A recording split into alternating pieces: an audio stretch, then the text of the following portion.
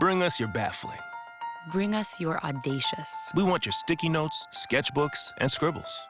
Let's pin them to the wall, kick them around. Kick them around, see what happens. Because we're in the how do I get this startup off the ground business. The taking your business, global business. We're in the problem-solving business. 400,000 people. Ready to help you solve problems while they're still called opportunities.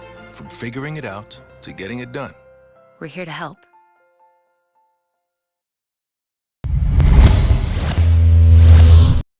Hi, I'm Mark Scapini, your host for Z360. We have a big show for you today, and we're going to start off with the women's basketball team talking to the three seniors, Anita Brown, Megan Barilla, and Dee Gibson. For my freshman year, I feel like I was a little more clueless.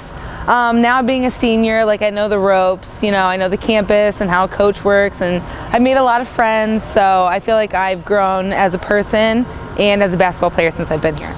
I think I just play a little slower on the court, just be more in control of my own game rather than be nervous. My favorite moment is when we went to Purdue for the NCAA tournament.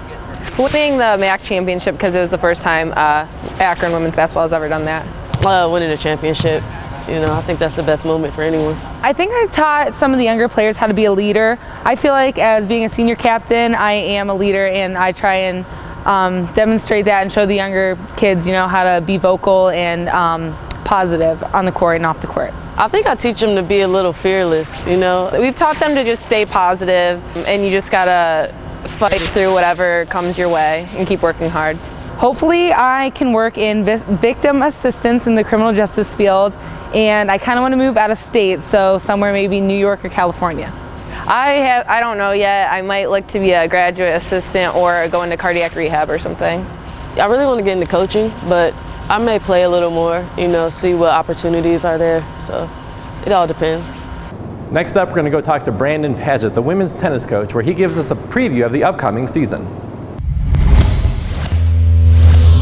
In the fall, we spend a lot of time just trying to tweak things and see where everyone is and really work on individual things and not worry about the wins because we're working on specifics.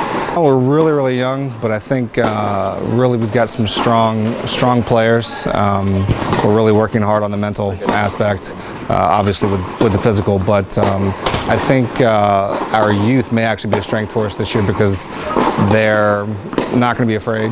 We're working on different elements of the play. Plus, I really love to play college matches. When I got to America, I enjoyed every single match because I was really thirsty to play. So every single match is a really big competition.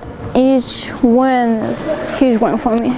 I'm really looking forward to playing number one now because I think it's a big challenge for me, and we changed my entire backhand, so I have a new grip, so I'm really trying, and I hope that this works well for me.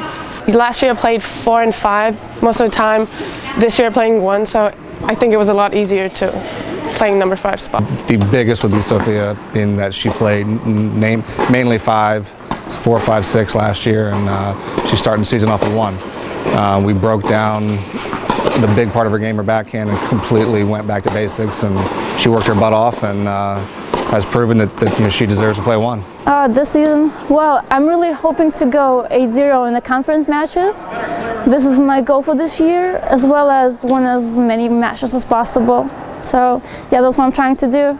I guess we'll see it in this weekend. So We're going to wrap up the show with the men's basketball team and their visit to the McDowell Cancer Center, where they had a chance to interact with the entire hospital. Jay Kretzer, senior forward. Got to visit the McDowell Cancer Center today with some of my teammates and some of the grad assistants. It was a great opportunity to come here and learn a lot about pancreatic cancer. We did a little bit of art therapy today, which is something that they have the cancer patients do just to kind of take their mind off of what they're going through, just kind of get themselves away from the reality of what they're going through. It was a great experience and great opportunity for us. This is our Cancer Institute, so anybody being diagnosed with cancer and being a patient of our hematology oncology physicians may or may not go through some outpatient treatment here at this center. So you're going to get to do an art therapy project, and we do that a lot with our patients. It's a nice way for them to kind of forget about what they're going through, and to also feel like part of a team here, because once you're diagnosed with cancer, you can have up to 100 different appointments in a year.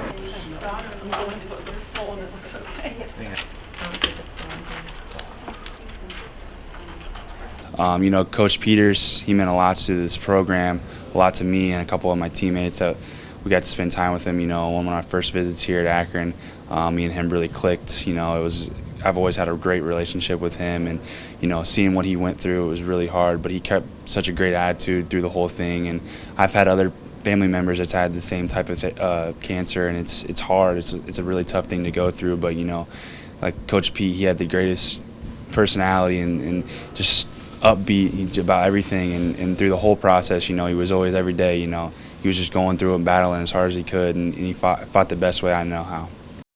That wraps up this week's episode. Stay tuned next week as we talk to the men's basketball assistant coaches as we find out where they played their college ball and if they played professionally.